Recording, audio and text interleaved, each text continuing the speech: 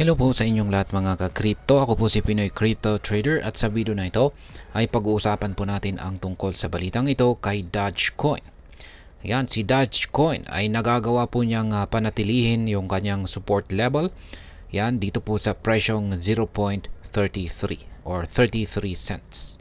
Kaya ang tanong rito ay magagawa nga ba ng mga bulls na paangatin ang presyo ni Dogecoin sa presyong 0.40 or 40 cents?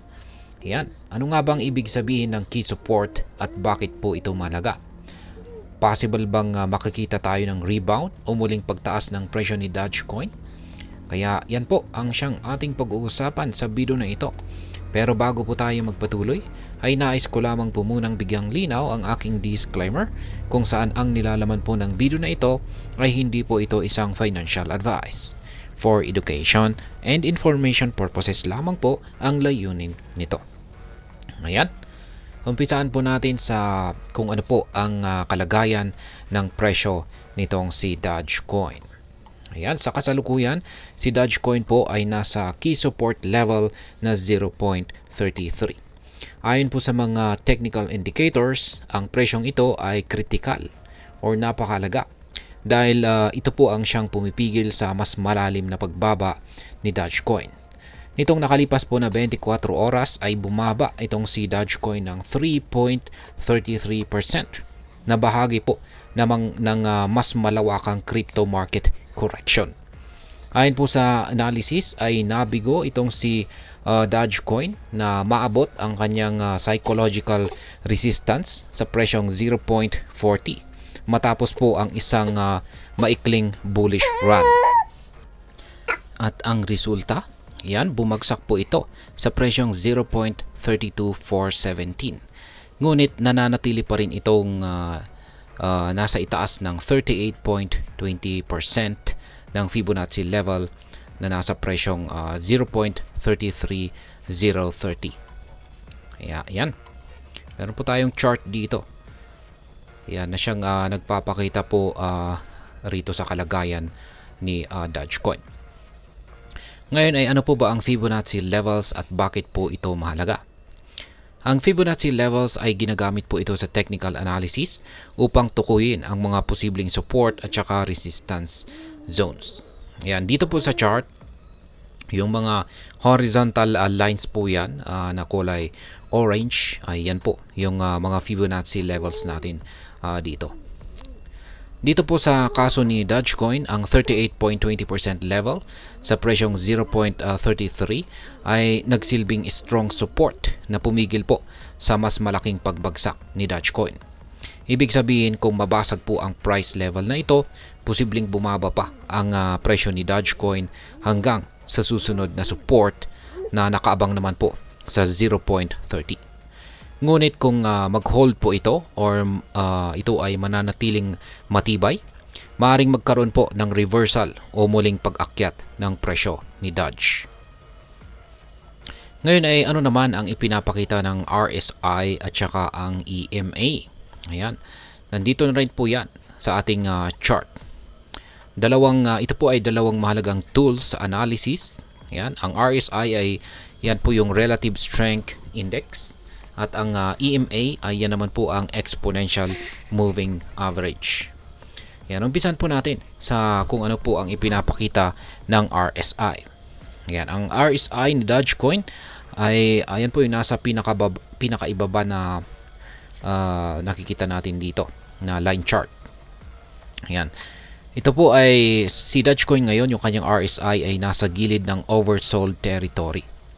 Kapag nasa ganito pong sitwasyon, kadalasan ay nagpapahiwatig po ito ng posibleng rebound dahil masyado nang mababa ang presyo kumpara sa normal na galaw ng market. Pagdating naman sa EMA ay ayan, ang 20 at saka 50 period na EMA ay nagkaroon ng bearish crossover kung saan ay sinyalis po ito ng pagbaba ng momentum. Gayunpaman, ang 4-hour na RSI naman ay nagpapakita ng sideways movement na maaari pong indikasyon ng bullish divergence o recovery ng presyo. Ngayon ay dapat bang bumili ngayon? Ayon po sa mga crypto analytics platform, yan, particular po si sentiment, ang average trading returns para kay Dogecoin ay kasalukuyang nasa negatibo. Ang market value to realized value or MVRV ratio ni Dogecoin ay nasa negative 8.89%. Ito po ay mas mababa kumpara kay Bitcoin na nasa negative 3.73%. At kay Cardano naman ay nasa negative 6.69%.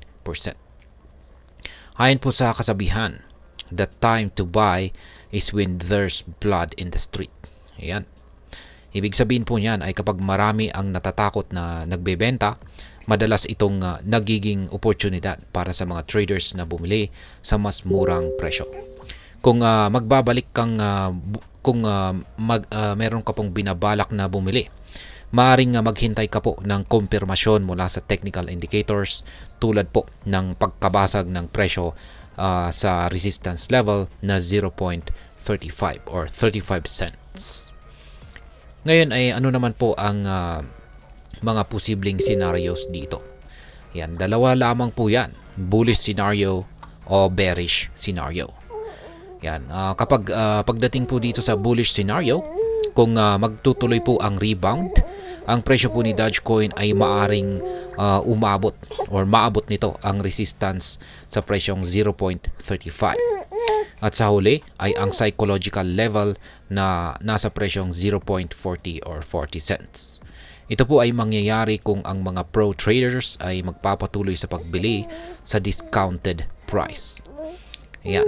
Pagdating naman sa bearish scenario ay kung mababasag po ang 0.33 na support, maaari pong bumaba ang presyo ng hanggang 0.30.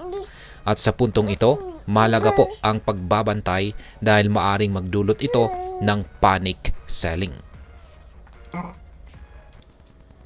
Ngayon ay ano po ang epekto nito para sa atin bilang mga Pinoy crypto traders at investors ni Dogecoin? Yan, bilang mga investor or trader ni Dogecoin, ang ganito pong sitwasyon ay nagbibigay ng aral at saka oportunidad. Para po sa mga traders, kung ikaw po ay short-term trader, mag-focus po tayo sa mga technical indicators tulad po ng RSI at saka Fibonacci levels upang malaman ang tamang entry at saka exit points. Para naman po sa mga long-term investors, ang retracement o pagbaba ng presyo ay maaring maging pagkakataon upang makabili ng Dogecoin sa mas murang halaga o presyo, lalo na kung naniniwala po tayong maganda ang long-term prospects nito. Ayan. Ngayon ay ano naman po ang aking masasabi tungkol dito.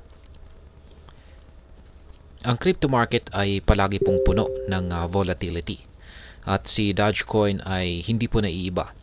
Gayunpaman, ang presensya nito sa 0.33 na support level ay nagpapakita ng potensyal para sa rebound.